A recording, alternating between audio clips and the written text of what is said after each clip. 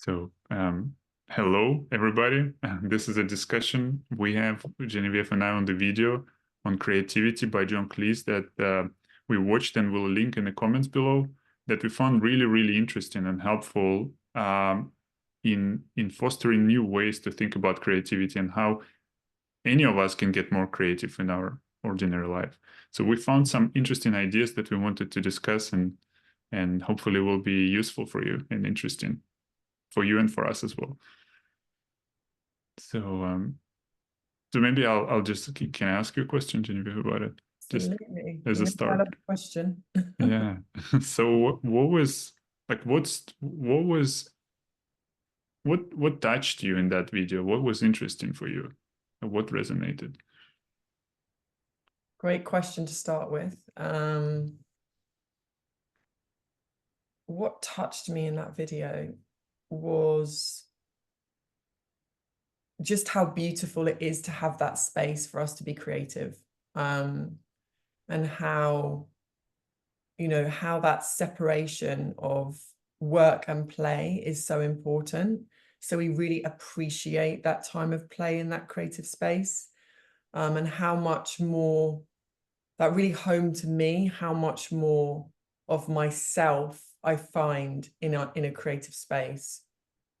My world opens up more, and it means that outside of that, I can be a much more joyous person. And I think it's really important to have that space. And also the way when he was talking, John Cleese, who's an absolute favorite of mine. I don't know if you know Fawlty Towers, but that is one of my all-time favorite classics. I remember my dad and I used to, when we used to go on trips in the summer, we used to put it on and listen to it. And I remember him laughing and us. It was a really beautiful time. So it's got lots of nice memories. So I think also seeing John Cleese was like a way to come back to my youth and like be with my dad and stuff. So that was something very special. And also just like how creativity is everywhere. Like it's in every action we do, it's in cooking, it's in gardening, it's in how we're creative in moments with each other, and that's beautiful. So it's not just, creativity is not just music, just arts, it's everything. And that's something very special. Yeah, that's an interesting idea, that creativity, everything you shared in the audio before when we were exchanging ideas, that everything we do is creative. I think this is not the way most people think about creativity, because it seems like a domain of some special people, of some creative people. And even though we want to be more creative, but we often think, I think many people would relate that, well, I'm not that person, like I'm not creative.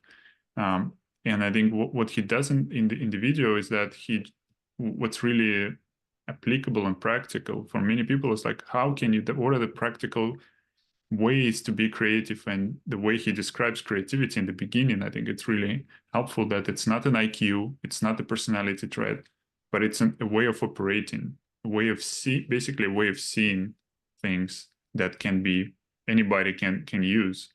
And I think it's so important that people see themselves as creatives. Like what you said, that every act is a creative act, but also that in more conventional sense, that we can get more creative. We don't have to be a writer or a poet or a musician.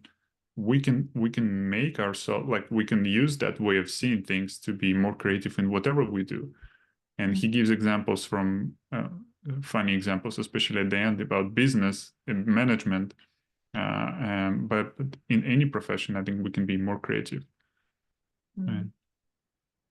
And something that you said before was very interesting. The space, you said, the space, that we need the space, and that the play has to start and finish at a certain time. And that's also what you shared before, was the similarities between coaching and what he shared. So could you speak to that? What do you see similar between what he shared and coaching?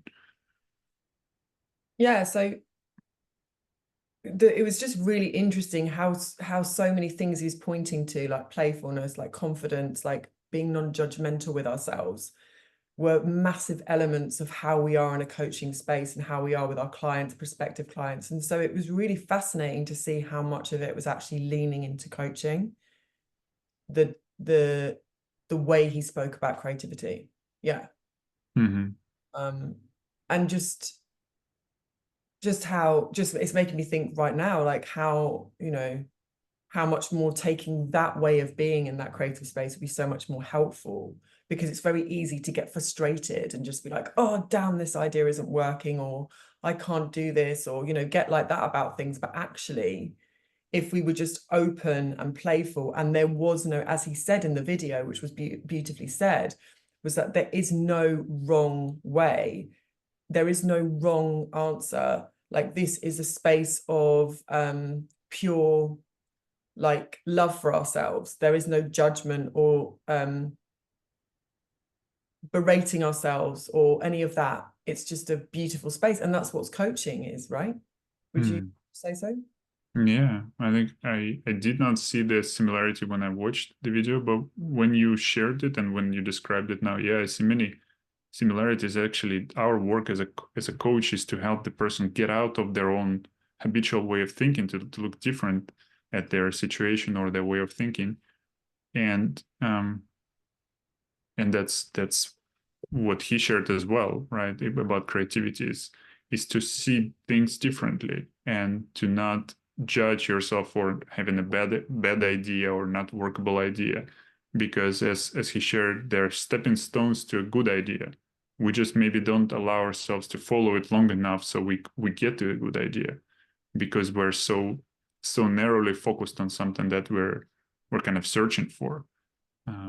So I wanted to ask you, what do you like, following up on this, what do you think stops people? Because if it's really useful to just allow ourselves, and I think many people know it's useful to have a brainstorm with other people, with ourselves, to just throw ideas and to see if we can come up with new ideas. But often we don't do that because we are kind of so focused on dismissing them, almost like swiping them left and right. And this is not going to work. You know, this is too difficult. I don't know how to do this. And what stops us from being more in that open, what he calls it, open way of thinking? Yeah. And instead we are more in a closed way of thinking. The first thing that comes to me is fear. Is the fear of it not working, and it's easier to be in comfort. So I love that. I mean, he's so funny. He does really make me laugh. And I love that bit when he was talking about it, about when he was saying, you know, you sit down and you start to work, and then you think, oh, I need to speak to the gardener. Oh, I need to get my daughter's present. And like, I just love the way he was just talking, like, that's where the brain automatically goes. And it's almost like that becomes, no, I must do this because this is my reality. But actually it's forgetting all of that noise and just creating action. And that also comes back to coaching. You know, I know for a fact that if my mind is swirling with negative thoughts and I'm kind of procrastinating or hypotheticalizing in my head, I don't know if that's a word actually, but it is now. It is. It is. Just created it. Just created it, yeah. Then if I go into action, then this stops, you know. So, and I know for a fact that the more creative I am, because I don't know if people know, but I'm sure they do if they follow me on Instagram or whatever, and are friends of mine. But yeah, I'm a musician, and so I know that if I don't go into that space enough, then my mind starts to create lots of stories. So it's actually a win-win being in create, being there, sticking at it. Helps you become more of who you are. I love that. Helps you become more of who you are. Because it is so easy, I think, when you just describe, when we sit down and we start thinking in those thoughts about things we need to do and our like the routine, mundane things, they come, and it's also easy to get distracted by them because it seems more pressing. And I love that distinction he made, that the important things are not urgent, and the unimportant things are often urgent. So it's very easy to grab that low-hanging fruit of something that seems so urgent, but we know on some level, we know it's not important, and to distract ourselves from that creative space. But actually what just came to me when you were talking is that everything, like if we look around, everything was created first in somebody's mind, right? So somebody had to first create it first, whether they sat down, properly, or they just had an idea for a laptop, for a microphone, for a bottle of water, for everything. So if people were just occupied by the mundane stuff, then there would be no world as we see it. So it's really important. Like when we think of it in this term, it looks so important to have time for creativity. And yet so often we don't allow ourselves to have it because it seems like a frivolous luxury. But it's not. And you just said that it gives you yourself, right? It gives you that, it nourishes you. It gives you energy, and besides other things like new ideas and possibilities that it can bring. What do you think, Yakov, that like, do you do you feel like you step into creativity enough?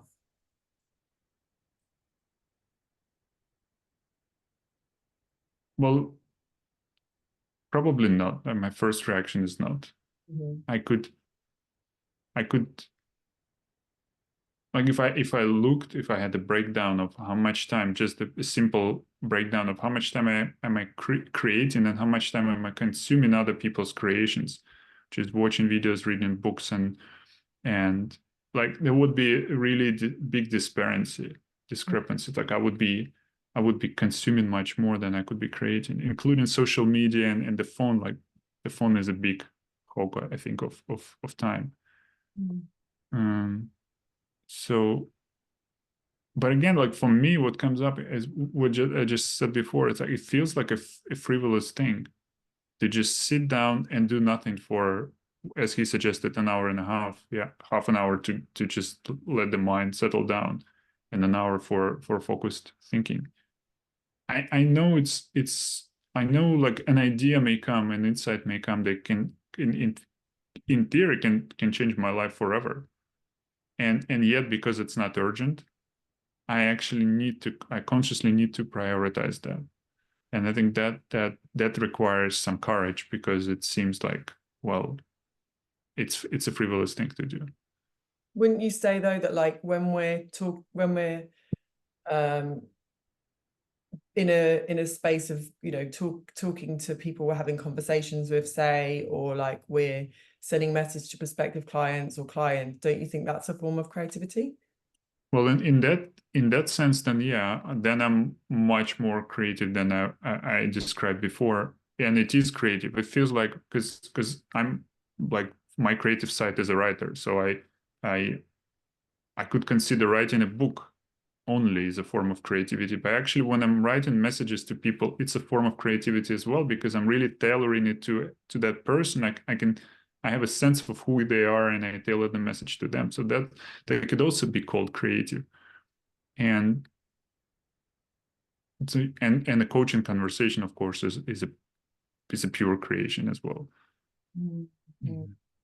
I mean, there's a question of how thin we can stretch the term creativity, because like you said in the beginning, right, everything is creative. Everything is a creative act. And on the other side is only writing or music or poetry or design is creative. So there are two opposites. And I think most people, is probably myself included, somewhere in the middle, that this is creative. But I can also see that this side is as well creative, that like, yeah, everything I do can be considered creative. What's coming up for me is just like, the more we are in the creative space, that oasis, as he calls it, John Cleese, John Cleese on the video, sorry, the more we appreciate the other creative attributes in our life. Like, so, like really appreciating, wow, that's a tree. I know that sounds trivial, but like really living into that, like you were saying, like everything is creative. Like, Yeah, I love that example. it's creative. It's a moment you share with yourself or you share with someone else, So I think the more we do that, because the more we are in that space and, it becomes more like we see ourselves, the more we start to shine in those other situations. Yeah. I love that example you gave with the tree. How actually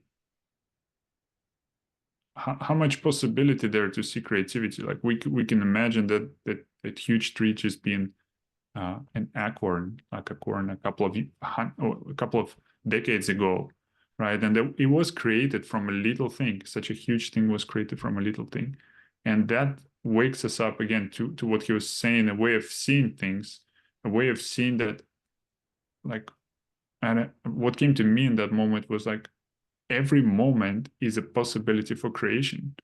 Like it's not I know he advocates for having a certain time and the beginning and the end, but actually every moment is a possibility for an idea to come to us that may change our life, for an act of creativity, for expressing ourselves in a different way. So then creativity becomes is really more of something that is possible anytime, not just a certain time and for certain people, but for anybody and anytime. Mm. Yeah, and being more creative with life is, from what you're saying, is what I'm hearing. Like, yeah, be creative with your loved ones, because yeah, if we just imagine two sides, if one is creating a relationship, creating a with a loved one, creating a relationship with a potential client, creating some resources, creating our life, our physical shape, whatever. I mean, if this is great, if we're not doing that, what is the opposite? And the opposite is reacting, or just going downstream. Whatever is happening to us, like we just go there. Whatever the relationship is becoming, well, that's how it is. Whatever my physical shape is becoming, if I don't exercise, if I don't eat well, that's what it is. So we're either creating or we're like reacting to life. Basically, we're passively reacting probably. Where do you think through like becoming a coach, you've become less reactive? In what areas of my life, you mean? Yeah, in all areas. Like, where would you say like you've become less reactive than you used to be before from being a coach? Um, well, first that comes to mind is strangely my physical shape. So I could see really that my physical shape is. I mean, it was easy in the 20s and the early 30s because it was just kind of given, the energy was given, and the body was growing. But then I started to see that unless I was actually actively creating it, it was not gonna be the way I wanted to be. So there was a need for creativity there. And what I'm seeing recently now from reading the Overcoming Under Earning book is that my finances as well, like if I'm not creating consciously there, if I'm not growing there, it's deteriorating. If my self-esteem the same, my relationship, I think everywhere it's the same, but it's not a feeling of like a drudgery that I have to create. Oh my God, put in more efforts here and there, but it's more of an enjoyment of like, wow, what I can create with my body. Wow, what can I create with in my business? What I can create with my relationships and my finances. It's more of it's just as creative as writing books or music, I think. Yeah. So what I'm loving that. So it's like being in that process is worth that rather than staying where you are. Like you enjoy the high you get from that. Yeah, I think it's really I mean, many people I think would relate that there is joy in creativity, right? There's something, some I think probably everybody could relate to that, remembering how they were kids. When we're playing, there's joy in expressing ourselves. There's joy in creating something, even a sandcastle that would not be there the next day, but still we created something, and there is just so much joy from there. But how much more joyful I think is to see that we're creating our life, like how much more exciting it is that we're actually creating our life. And for me, what was necessary to see that was the responsibility I had for creating my life. So life was not happening to me, but I was actually in 100% responsibility over it. And Mm. I don't say I live that way 100% of the time, but I'm leaning there, I'm moving there. And the more I see that I'm responsible, the more I see that I can create it. Yeah, Um, I love that. And I think what's coming up for me is that like when I started to get into coaching, that's the minute I realized how much possibility there is in life. Before, I very much just sort of laid in that victim mindset, you know, of like, oh, everything's terrible, like I don't have this, I don't, you know, kind of just yeah. constantly just negative babble in my head. And the minute I started coaching and just seeing like how much beauty there is all the time, you know, I've never appreciated nature so much, or, you know, just everything, my interactions with people, just, you know, just my emotional capacity is so much higher now as well. Like, you know, I can feel things deeper, you know, so it's really Mm, special. Like the coaching, being a coach is very special, but also being coached is very special. mm. And it just makes you more aware of yourself. And yeah, you just don't stay stuck, do you? Like you're saying, you just find new ways to create. And Yeah, and coaching is all about creativity, right? It's all about helping the person to see the possibility in their life, which is something that there isn't there yet, which is something he talked about in the video, right? Is to actively basically everything he talked about in the video is to how to see ideas that do not exist yet, how to find new ideas, how to find new solutions, which is so similar with coaching because we're looking at not what's happening right now or why is it happening and the psychology of what's wrong with me, but what is possible, what can we create, what new ideas can we like. This is all this possibility side. yeah, uh, love that, love that. So um, it's like not going back and, oh, but why am I like this? And what's the reason for this? It's like, no, let's get rid of that past and let's not take the past into the present and let's think mhm. of new ways. And yeah, that's making me really feel like that is creativity, like constantly creating ourselves, constantly creating our lives. And that's what life's about, right? Yeah, yeah, yeah.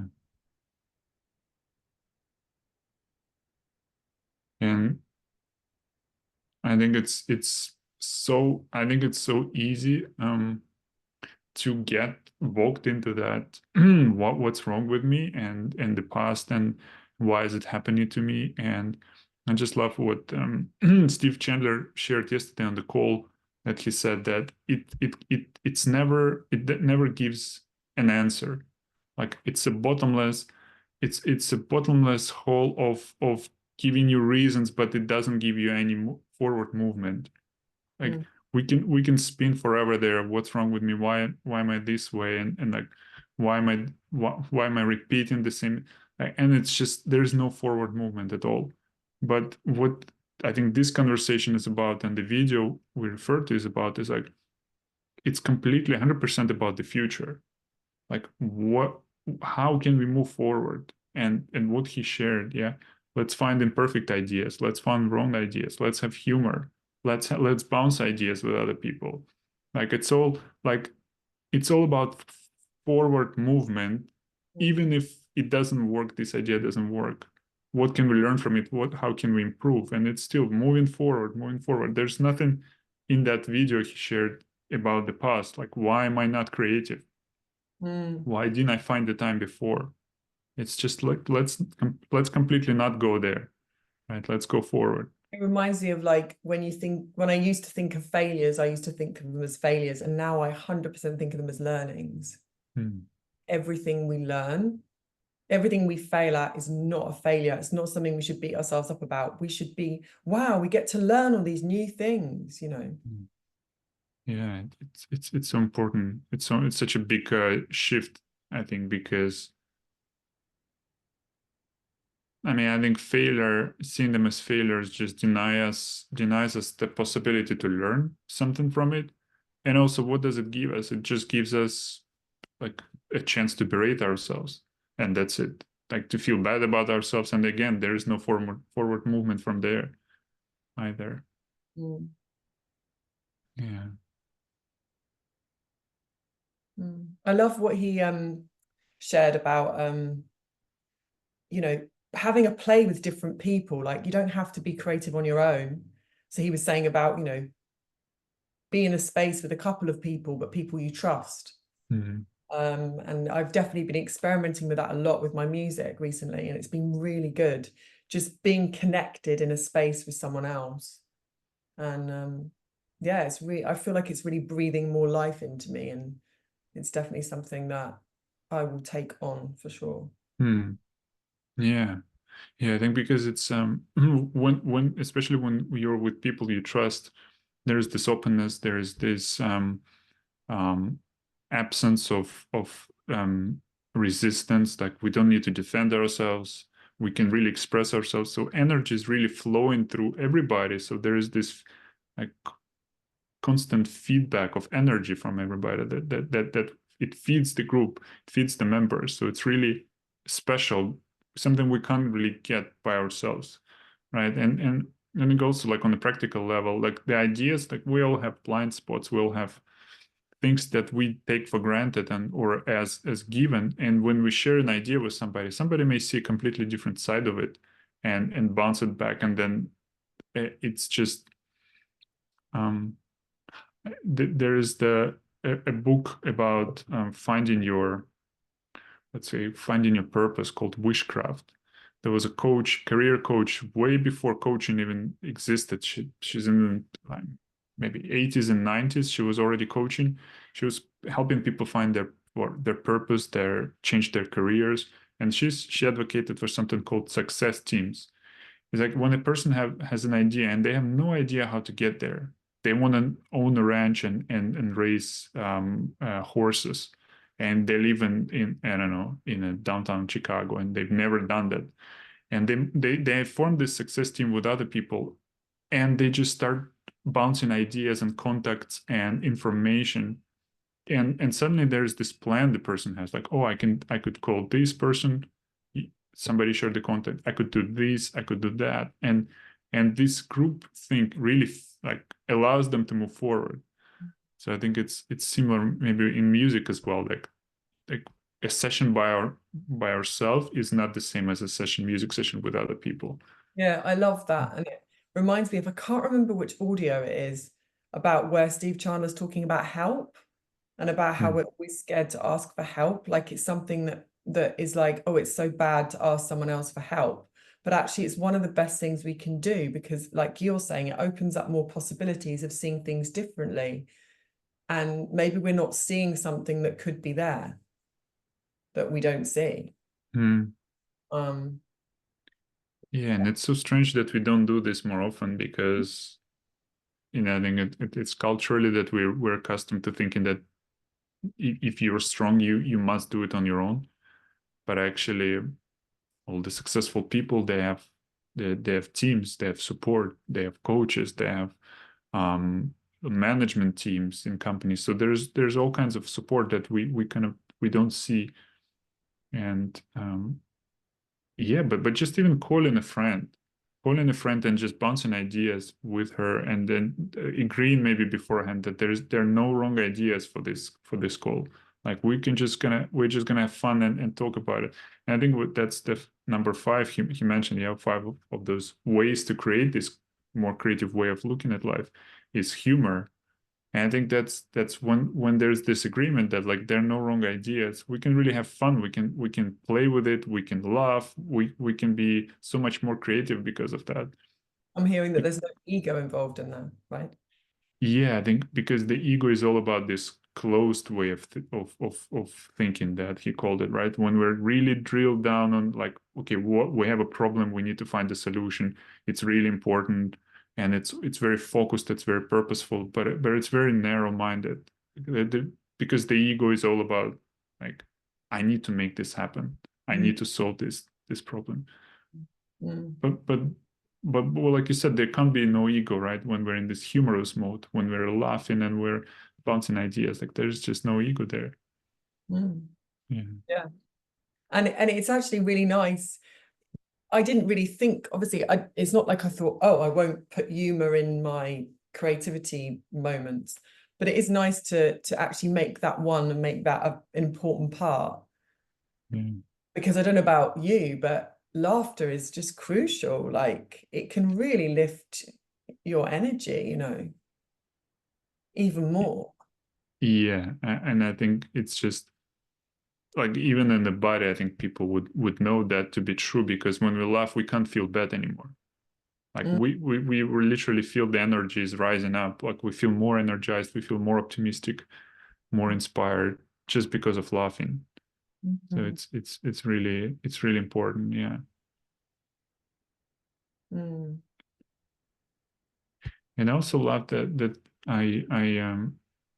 this connection that I saw between what he shared with this open and closed mode, and something I read in the book about three principles. They call it differently, but I think it's the same idea. Is that we all, as children, we all have a different way. We're kind of in a different way of operating in life. We are in flow. We have new ideas. We play. We express ourselves. We're not so stressed. We're not so anxious. But then we grow up and we believe that, well, this is how life is. Like you're a child, you have that, but then when you're an adult, you don't have that anymore. But what that book shows, and I think what he points out in the video as well, is that it's just a way of operating. It's not really a personality trait or something that we lose when we grow up. And when we access that, we can access that. Like we don't have to become childish, but we can access that mode, and then we get new ideas. Like it's like they're flowing to us and through us, right? We don't have to make them happen, but we're more like open to them. There's more space, and I think that's really for me, that was really crucial to see, because it just shows that first, it's a way of operating that we can have at any moment, and then second, we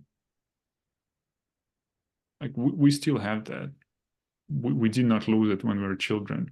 We still have that. We just learned a different way of being in life, which is this narrow, ego-driven, problem-solving, analytical mode.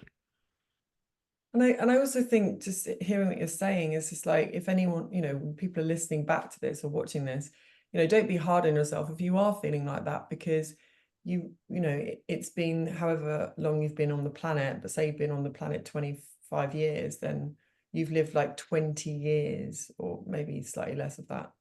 What, like 15 years of having that thinking, right? So to shift it, you have to really show yourself forgiveness. And that's something that Sydney Banks talks a lot about in his 3 principles. It's the act of forgiveness, like, and not berating ourselves, because then the pattern happens more and more and more. But the way to stop it reoccurring is to treat it like practice. And this is something I'm really leaning into at the moment. It's just like, unless you practice doing it, it's not going to change. There's not a magic wand. Like you have to leave it alone. The mind's going crazy, and come back to where you are.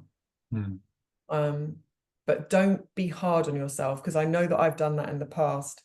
Why am I doing this? Why can't I do this? That is not helpful thinking. You need to really step out of that.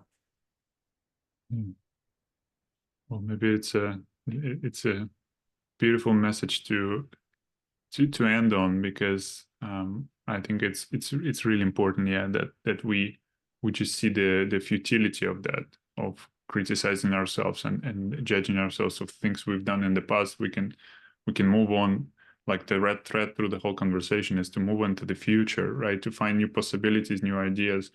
And instead of judging ourselves, we can just learn from it and move on and find more creativity, find more play, find more humor and connection going forward.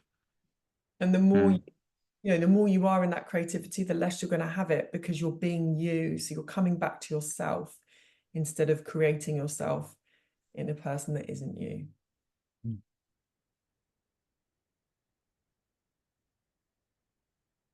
Shall we leave it there then, Yakov? yeah, I think it's a good place to complete. And to whoever was watching it, I hope you found it useful. I certainly found it interesting to have this discussion with you, Genevieve, and to watch that video, because it was really, I love how practical it was. Like, it was not some lofty ideas, it was really practical ways for anybody to get more creative. So if you want that, you could watch the video, and it's half an hour, and we'll link it below, and I think it's going to be useful. Yeah, it's been wonderful chatting to you, Yakov. And yeah, if anyone has any questions, please feel free to reach out to either Yakov or myself, and we'll be happy to answer any of your questions. Yeah, and maybe also if anybody feels that they're not like there's something they would love to do creatively, but they're either afraid that they're not creative, so they have this seed of an idea, but they're afraid that they don't have what it takes, or they maybe had they were creative before when they're teens, a child, whatever, and now they stopped creating and they want to get back to it. I think they could also reach out to you or me, just for that support and just helping them find that creativity, which has never been lost really. It's just covered, let's call it like that, right, by this other way of thinking. Yeah, I love that. Yeah, absolutely. Feel free to reach out to Yakov or myself. It's been a joy as usual to see you, Yakov. And likewise.